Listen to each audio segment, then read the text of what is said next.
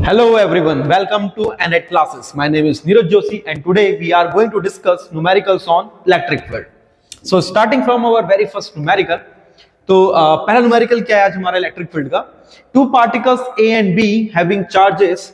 तो यहाँ पे हमारे पास दो particles है जिसमें हमें एक का चार्ज ये पॉइंट है हमारा A, दूसरा पॉइंट है हमारा B. तो A पॉइंट में जो हमें वैल्यू ऑफ चार्ज गिवन है वो है 2 × 10⁻⁻6 और बी पॉइंट में जो हमें वैल्यू गिवन है वो है हमारी -4 × 10⁻6 कूलम.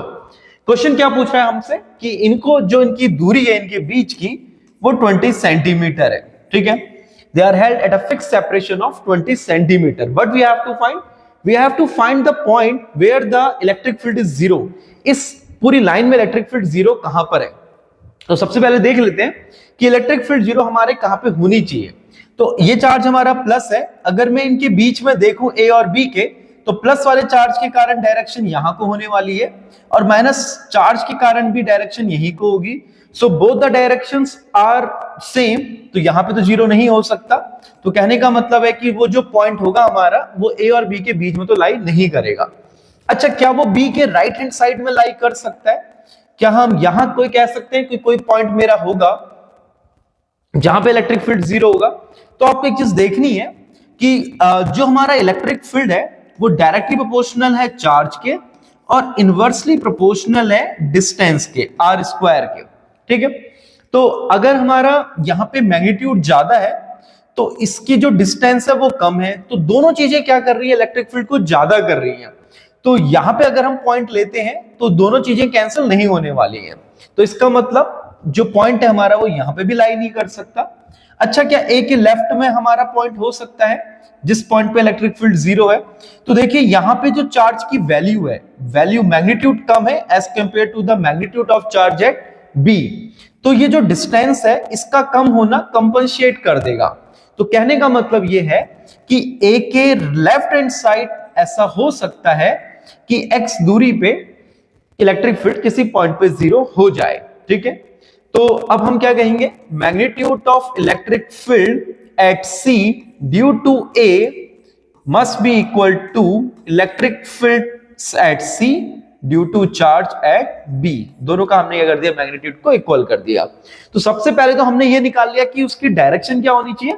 अब हम क्या देख रहे हैं कि मैग्नीट्यूड कितना होना चाहिए. ठीक है, तो E का फॉर्मूला हम लिख चुके हैं, यहां पे लिख लेते हैं E का फॉर्मूला इलेक्ट्रिक फील्ड का. तो KQ/R², this is the formula for electric field for calculating the magnitude. ठीक है, तो यहां पे हम क्या कहेंगे? K कांस्टेंट है हमारा, Q कितना है? 2 × 10⁻⁻6. A से दूरी कितनी ले रखी है हमने? x, तो स्क्वायर आ जाएगा. तो सेम B पे K, Q की वैल्यू 4 × 10⁻⁻6 और डिस्टेंस कितनी हो जाएगी हमारी यहाँ पे? 20 + x का होल स्क्वायर.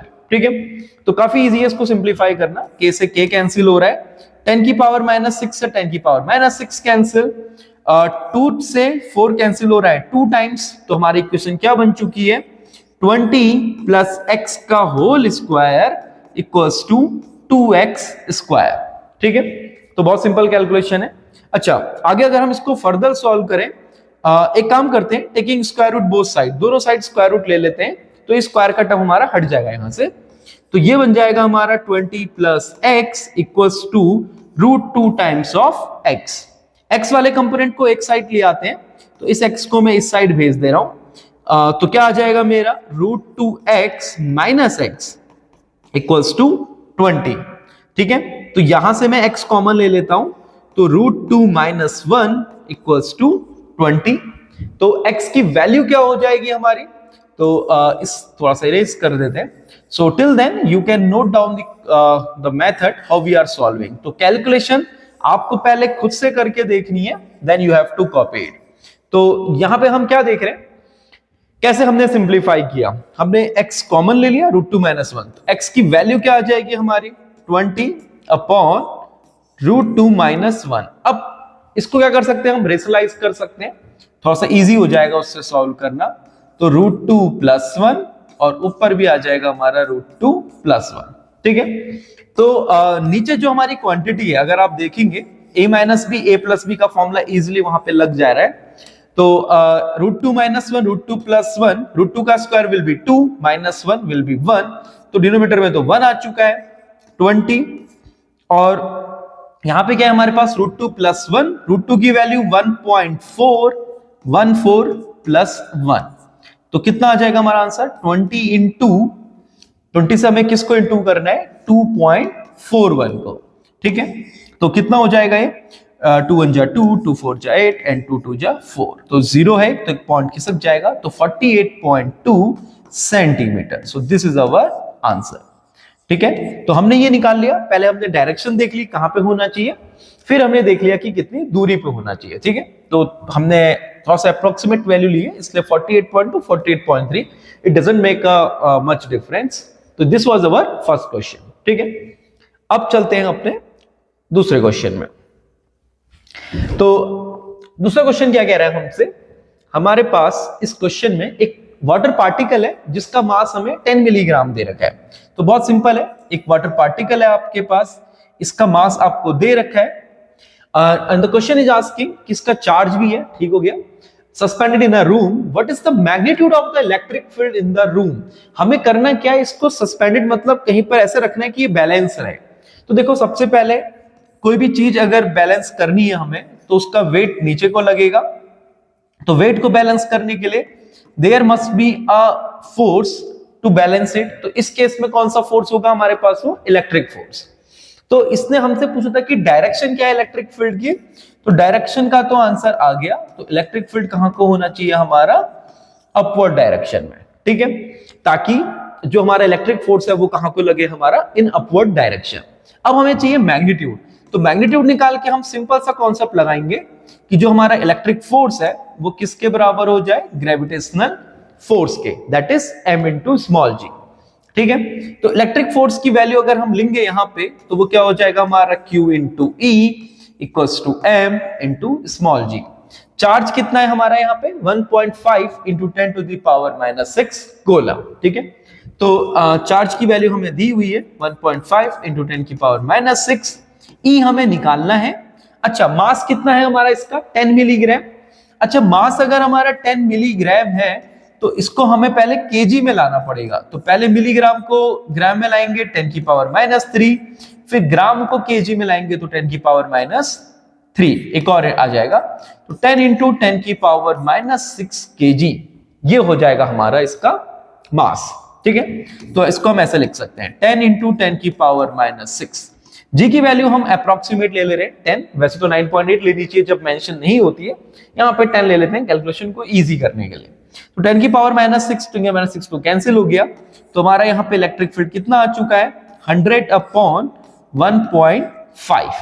फर्दर अगर मैं सॉल्व करूं तो I can write it 1000 upon 15, cancel करता हूं इसको, अगर 15 6 90, 100 में से 90 10, again 100, 15 6 90, same will repeat 66.66 Newton पर कूलम। तो इतना आएगा हमारा मैग्नीट्यूड किसका, इलेक्ट्रिक फील्ड। थोड़ा सा अप्रोक्सीमेट वैल्यू है, इसका रीजन जी की वैल्यू है, ठीक है।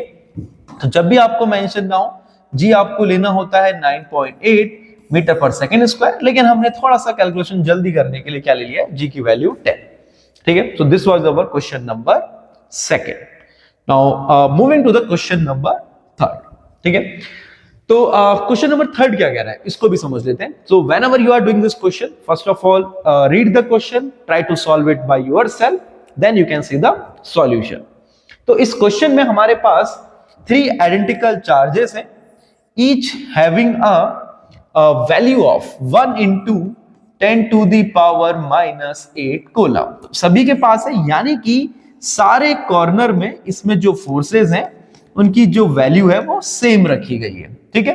क्वेश्चन हमसे क्या पूछ रहा है, find the electric field at the centre of the triangle. तो कहीं पर एक पॉइंट ले लेते हैं जो इस ट्रायंगल का सेंटर है, इस वाले चार्ज के कारण जो हमारा इलेक्ट्रिक फील्ड है, चलो इनको नाम भी दे देते हैं, E B A B C मैंने नाम दे दिया, तो ये सेंटर पॉइंट हो गया मेरा। तो electric field at centre due to B, तो ये हो जाएगा E at C due to B. वैसे ही ये डायरेक्शन हो जाएगी इलेक्ट्रिक फील्ड, अच्छा इसका नाम भी सी है तो इसको ओ कर लेते हैं, ठीक है, कंफ्यूजन दूर करने के लिए। तो electric field at O due to C और इसके कारण नीचे को हो जाएगा हमारा इलेक्ट्रिक फील्ड, तो electric field at O due to A। ठीक है, तो अब हमारे पास ये एक वेक्टर मेथड आ गया, बस अब हमें इस वेक्टर की कैलकुलेशन करनी है और हमारे पास कैलकुलेशन का आंसर आ जाएगा कि कितना इलेक्ट्रिक फील्ड होगा इस ट्रायंगल के सेंटर में। सबसे पहली बात, ट्रायंगल इक्विलेटरल है तो ये 60 डिग्री का एंगल होगा, ये एंगल बाइसेक्टर से जाएगा ये लाइन, तो ये this will be 30 degree, again this will be also be 30 degree, तो ये वाला एंगल कितना हो जाएगा हमारा, by angle sum property of triangle we can say it will be 120 degree, तो ये भी कितना हो जाएगा हमारे पास 120 degree. So finally now we are having two vectors, अब हमारे पास दो वेक्टर्स हैं, एक वेक्टर है EOC और एक वेक्टर है EOB और तीसरा वेक्टर है हमारे पास EOA। तो अगर आप देखेंगे ये तो दोनों वेक्टर कितने डिग्री पे एक्ट कर रहे हैं, 120 डिग्री पे। अच्छा, अगर मैं इनकी मैग्नीट्यूड की बात करूं तीनों वेक्टर की, EOC और EOB और तीसरा है हमारा EOA, तो आप देखेंगे तीनों के वेक्टर का मैग्नीट्यूड सेम होने वाला है क्योंकि डिस्टेंस सेम है और चार्ज की वैल्यू भी सेम है, तो मैं इसको क्या मान ले रहा हूं, E। ठीक है, अब एक काम करते हैं, सबसे पहले ये जो दो वेक्टर है मेरे, ये 120 डिग्री पे एक्ट कर रहे हैं, इनका रिजल्टेंट निकाल लेते हैं। तो E नेट कितना आ जाएगा, this I am calculating for this two vector, तो अंडर रूट A स्क्वायर, देखो कॉमन सेम है तो मैं दोनों को E लेके चल रहा हूं, तो E square plus 2E square cos of 120 degree. ठीक है, कॉस 120 की वैल्यू होती है हमारी -1/2, तो 2 से 2 कैंसिल, तो ये आ जाएगा हमारा E स्क्वायर प्लस, चलो पहले लिख लेते हैं फिर सॉल्व कर लेंगे, तो -12, तो इस 2 से ये 2 तो कैंसिल, तो E square this will become negative, तो इसको अगर हम सॉल्व करेंगे तो हमारे ये E के ही इक्वल आ जाएगा। तो हम क्या कह सकते हैं, इन दोनों का जो रिजल्टेंट है, एक तो ये इक्वल है तो it should pass from the angle bisector, यहां से पास होना चाहिए, और इसका मैग्नीट्यूड जो हमने कैलकुलेट किया वो E ही आ रहा है। तो फाइनली हम कह सकते हैं कि हमारे पास दो वेक्टर हैं सेंटर पे, एक अपवर्ड और एक डाउनवर्ड डायरेक्शन पे। तो अगर आपके पास दो वेक्टर हैं इक्वल और अपोजिट डायरेक्शन में, तो उनका नेट कितना आ जाएगा, 0। तो इस केस में जो हमारा E नेट है सेंटर में वो कितना हो जाएगा, 0। ठीक है, तो बहुत ही सिंपली हमने सॉल्व किया इसको। सबसे पहले हमने डायरेक्शन देख ली, उसके बाद हमने वेक्टर कैलकुलेशन करी है। ठीक है, so this was our third question. So similarly we are going to move towards our next question, that is question number 4। Question number 4 क्या कह रहा है हमसे, इसको भी देख लेते हैं। A positive charge Q is distributed uniformly over a circular ring of radius R। तो हमारे पास एक सर्कुलर रिंग है जिसकी रेडियस इस क्वेश्चन में हमें मेंशन की गई है, कितनी है, R। क्वेश्चन क्या कह रहा है कि एक नेगेटिव चार्ज है, a particle having a mass m and a negative charge Q is placed on its axis at a distance x from the center। तो सेंटर को चलो O मान लेते हैं। यहां पे हमारे पास कुछ किसी एक डिस्टेंस पे, x डिस्टेंस पे एक चार्ज है जिसका मैग्नीट्यूड -q है और मास हमारा m है। ठीक है, क्वेश्चन हमसे ये पूछ रहा है कि कितना फोर्स इस रिंग के कारण इसमें लगेगा। देखो सबसे पहले इस रिंग के कारण हमें इसमें नेट फोर्स निकालना पड़ेगा। ठीक है, उसके लिए हम क्या कर सकते हैं, we can take a small elemental strip. इस पूरे में जो चार्ज है वो तो q है, एलिमेंटल स्ट्रिप में चार्ज dq हो जाएगा जिसकी लेंथ हमारी dl है। ठीक है, अब मुझे इस पॉइंट पे निकालना है, चलो कुछ नेमिंग भी कर लेते हैं इनकी, इसको मैं a पॉइंट कह दे रहा हूं, इसको मैं b पॉइंट कह दे रहा हूं। ठीक है, तो अगर हम डायरेक्शन देखेंगे तो जो डायरेक्शन आएगी हमारे इलेक्ट्रिक फोर्स की, तो जैसे कि आप देख सकते हैं जो हमारा चार्ज है वो नेगेटिव है, तो ये इसको अपनी ओर अट्रैक्ट कर रहा होगा। ठीक है, तो अगर मैं इसको रिजॉल्व करूंगा, ये तो कंपोनेंट आ जाएगा मेरा df का, तो df के मेरे दो कंपोनेंट होंगे, एक तो हो जाएगा df cos थीटा और परपेंडिकुलर कंपोनेंट क्या आ जाएगा हमारे पास, df sin थीटा। ठीक है, तो सिमिलरली अगर मैं यहां से भी देखता हूं, एलिमेंटल स्ट्रिप तो इसमें हम कहीं पर भी ले सकते हैं, तो उसके कारण भी हमारे पास सेम चीज होने वाली है। तो ये है डायरेक्शन, तो एक और कंपोनेंट जाएगा df cos थीटा का, और df sin थीटा का जो कंपोनेंट है वो सीधे इसके अपोजिट लाई कर रहा है। तो यहां पे आप इजीली देख सकते हैं जो हमारा f नेट है वो किसके इक्वल हो जाएगा, integration of df cos theta. ठीक है, तो चलो यहां पे हम वैल्यूज निकाल लेते हैं सबकी एक एक करके। df की वैल्यू क्या हो जाएगी, बाय यूजिंग कोलम्स लॉ, के डी क्यू फिर हमारा स्मॉल q अपॉन ये स्क्वायर, तो इसको मैं छोटा x कह दे रहा हूं, तो x का square by using Pythagoras theorem हम क्या कह सकते हैं, ये हो जाएगा हमारा r स्क्वायर प्लस x का स्क्वायर। तो ये तो हमारी df की वैल्यू आ गई। तो यहां पे हमने जो डिस्टेंस है x, इसकी वैल्यू कैसे ली है, बाय यूजिंग पाइथागोरस थ्योरम। ठीक है, तो ये हमें मिल गई है। दूसरा cos थीटा की भी वैल्यू हम यहां पे निकाल लेते हैं साइड में, बेस अपॉन हाइपोटेन्यूज, बेस कितना हो जाएगा, 90 डिग्री है, तो x हो जाएगा बेस और हाइपोटेन्यूज का हो जाएगा, x की वैल्यू आ जाएगी यहां पे under root R square plus x का स्क्वायर, तो under root of R square plus x का स्क्वायर। तो हमारे पास df की वैल्यू भी आ चुकी है और cos थीटा की भी आ चुकी है। चलो इस इक्वेशन में रख लेते हैं हम। तो सबसे पहले k कांस्टेंट है, इसको बाहर रख लेते हैं, q स्मॉल q कांस्टेंट है, और capital R square plus x square, और बचेगा क्या इंटीग्रेशन के अंदर, केवल dq, और साथ में हमारे पास टर्म है cos थीटा का, तो ये हो जाएगा x upon R square plus x square की होल पावर ऑफ 1/2। इतना आ चुका है हमारे पास एक्सप्रेशन। ठीक है, अच्छा इसको अगर हम फर्दर सॉल्व करते हैं, इंटीग्रेशन dq इसमें छोटा चार्ज है, इसको अगर हम सम अप करेंगे तो हमें क्या मिल जाएगा, पूरा कंप्लीट चार्ज। तो ये तो हमारा फॉर्मूला आ चुका है, k q capital Q upon R square plus x square. तो अगर हम ये देखेंगे दोनों डिनोमिनेटर सेम है तो इनकी पावर ऐड हो जाएगी, तो 1 + 1/2 विल बिकम 3/2, और एक टर्म बचा है हमारे पास x का। ठीक है, अब ये तो हमारे पास आ चुका है नेट फोर्स जो लगा रही है, और इसकी डायरेक्शन की बात करें तो टुवर्ड्स इटसेल्फ, अपनी ओर को खींच रही है। ठीक है, तो अगर हम x उस पार्टिकल को यहां को ले जा रहे हैं तो वो अपनी ओर खींचेगा, तो यहां तक पहुंचा, फिर अपनी ओर खींचेगा, यहां पे अगर हम देखेंगे इसके सेंटर में आएगा तो वो 0 हो जाएगा। लेकिन इसके लिए एक कंडीशन है, वो कंडीशन है हमारी ये वाली, तो इस कंडीशन का भी यूज कर लेते हैं। जब x हमारा वेरी वेरी वेरी स्मॉल है कैपिटल R से, तो क्या हो जाएगा, x हमारा बहुत छोटा है, छोटे का स्क्वायर और छोटा, तो हम सिंपली कह सकते हैं इसको हम नेग्लेक्ट कर सकते हैं x के टर्म्स को, क्योंकि स्क्वायर हो रहा है, छोटे का स्क्वायर छोटा ही होना है, so we can easily neglect it.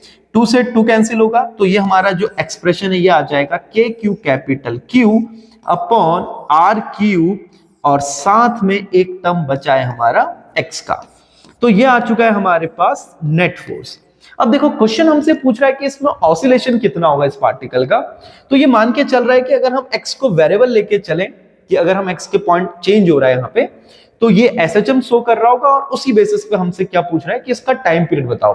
तो ये पॉइंट हमारा यहां पर है, यहां पे आएगा, x अगर 0 होता है तो इसमें फोर्स 0 हो जाएगा, तो यहां को जाता है, तो ये एक टाइप से हमारा ऑसिलेशन मोशन शो कर रहा होगा ये हमारा एक पार्टिकल।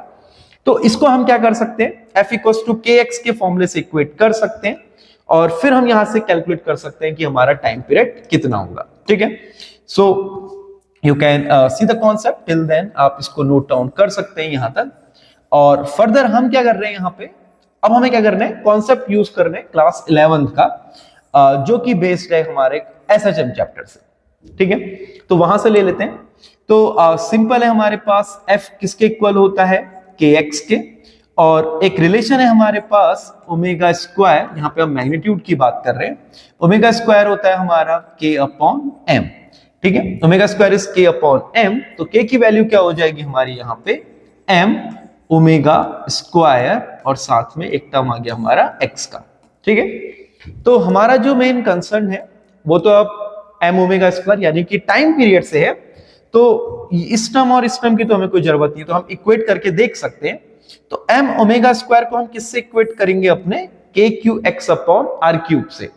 तो हम क्या कह सकते हैं, m ओमेगा स्क्वायर को हम इक्वेट करेंगे with kq capital Q upon R cube. ठीक है, तो देख लेते हैं सारे टर्म हमने लिखे हैं या नहीं। तो m omega square K small Q capital Q upon R Q, ठीक है, तो हम ये तो लिख चुके हैं सारे के सारे टर्म।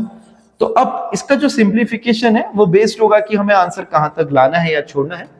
तो यहां पे हम देखेंगे ओमेगा स्क्वायर की वैल्यू तो हमें यहां पे इजीली मिल जा रही है, that is under root times of K Q capital Q upon R Q, और एक टर्म हमारे पास मास का भी है जो यहां पे आ जाएगा, ठीक है।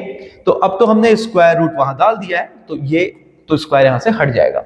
अब हमें तो चाहिए टाइम पीरियड, ओमेगा की वैल्यू 2 पाई अपॉन टी, तो 2 पाई अपॉन टी किसके इक्वल है, under root K small Q capital Q upon R cube, और साथ में एक टर्म किसका है हमारे पास, मास का। तो यहां से अगर हम फर्दर सिंप्लीफाई करेंगे तो हमें टाइम पीरियड की वैल्यू कितनी मिल जाएगी, 2 पाई हमारा बाहर है, under root M R cube, साथ में नीचे क्या बच रहा है, के स्मॉल क्यू और कैपिटल क्यू, ठीक है। तो हम टाइम पीरियड को इस साइड ले आए, तो ये क्या आ चुका है हमारा, ओमेगा की वैल्यू हमने रख ली है 2 pi upon T equals to K Q upon R Q M. अब हम क्या कर सकते हैं, इस के की वैल्यू को ऊपर भेज सकते हैं न्यूमरेटर में, मतलब जो हमारी के की वैल्यू है वो कितनी होती है, 1 अपॉन 4 पाई एप्सिलॉन नॉट। तो अगर मैं लिखूंगा 1 upon 4 pi epsilon not, that will come in the numerator part, ठीक है। तो यहीं पर सॉल्व कर लेते हैं इस साइड।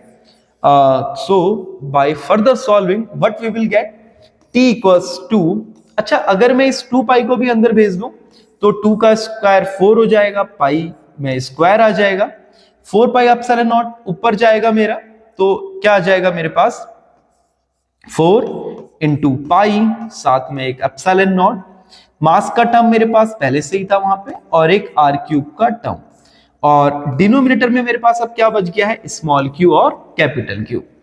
अगर फर्दर हम सॉल्व करते हैं तो 4 4 जा 16, पाई में क्या आ जाएगा हमारे पास, cube epsilon naught M R cube upon small Q and capital Q. So this will be our time period, ठीक है। तो यहां पे हमने सिंप्लीफाई कर रखा है बस, तो चाहो तो आप इसको बाहर भी छोड़ सकते हो, इसमें कोई ऐसा नहीं है। तो इट विल डिपेंड अपॉन कि एमसीक्यू में आंसर कैसे दिया है।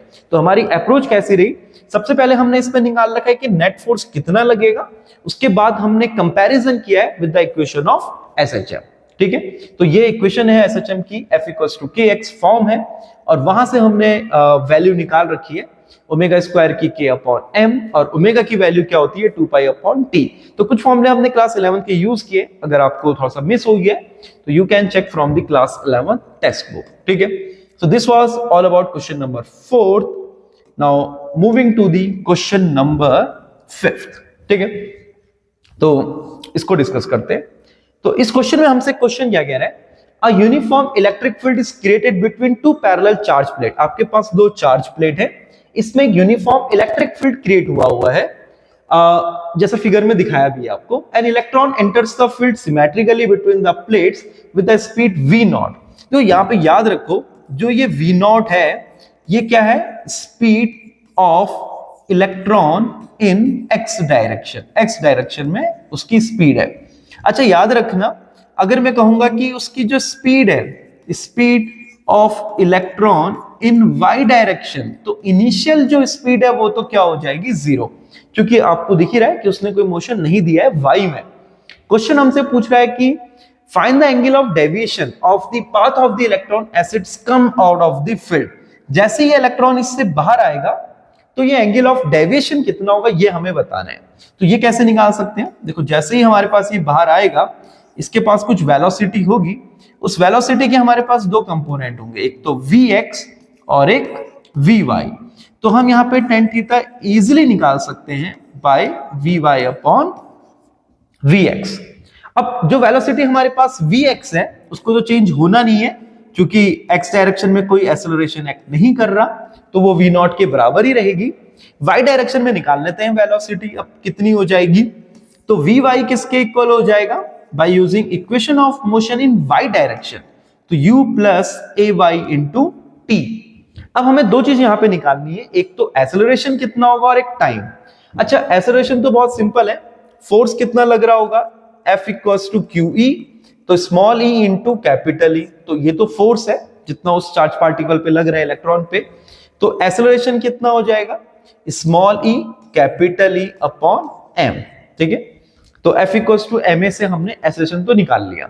दूसरा, अगर हम टाइम की बात करें तो टाइम के लिए हम equation of motion, uniform motion के लिए हम यूज कर सकते हैं। तो हमारे पास क्या है, speed equals to distance upon time, तो यहां पे जो टाइम है वो क्या आ जाएगा, L अपॉन वी नॉट। तो यहां पे याद रखना जो हमारा इलेक्ट्रॉन है वो तब तक इस चार्ज प्लेट के बीच में रहेगा जब तक वो L डिस्टेंस ना कवर कर ले, और ये जो L डिस्टेंस है ये x एक्सेस पे है, और x एक्सेस पे उसकी जो वेलोसिटी है वो क्या है, कांस्टेंट। तो हमने x एक्सेस के रिस्पेक्ट से निकाला है अपना टाइम का फॉर्मूला, ठीक है। तो यहां पे हमने सीधे डायरेक्ट यूज कर लिया है speed equals to distance upon time, तो टाइम हमें मिल गया है L अपॉन वी नॉट, ठीक है। तो टाइम तो सेम ही होगा वर्टिकल डायरेक्शन में भी, क्योंकि वो रही तब तक रहा है जब तक x एक्सिस का लेंथ उसमें रहेगी। जैसे ही वो L लेंथ से बाहर आ जाएगा उसमें कोई एक्सेलरेशन काम करना ही नहीं है। तो u तो हमारा 0 है, a की वैल्यू हमने निकाल ली है, small E capital E upon m, और टाइम की वैल्यू कितनी आ गई है हमारे पास, L अपॉन वी नॉट, ठीक है। तो अगर हम अब tan थीटा की वैल्यू देखते हैं तो वी वाई यानी कि small E capital E L upon m V naught, और साथ में हमें Vx से मल्टीप्लाई करना है जिसकी वैल्यू फिर भी क्या है, V नॉट, सेम ही है। तो ये कितना आ जाएगा, small E capital E L upon m V not का स्क्वायर, ठीक है। तो यही हमारा आंसर है, small E capital E L upon m V not का स्क्वायर आंसर। तो यहां पे सबसे इंपॉर्टेंट पॉइंट यही है कि हमने जो ये टाइम की वैल्यू है ये कैसे कैलकुलेट करी, तो इसको आप दोबारा देख सकते हैं कि जो टाइम कैसे निकालेंगे हम, जो हमारा चार्ज पार्टिकल इलेक्ट्रॉन है वो तब तक ही रहने वाला है इसमें, यानी कि वाई एक्सिस में जो मोशन है वो तब तक ही पॉसिबल है जब तक वो हमारा इस प्लेट के बीच में रहेगा, L लेंथ में रहेगा, और वो तब तक रहेगा जब तक उसकी स्पीड, ये तो हमने यहां से निकाल लिया है स्पीड, टाइम और डिस्टेंस के फॉर्मूले से, ठीक है।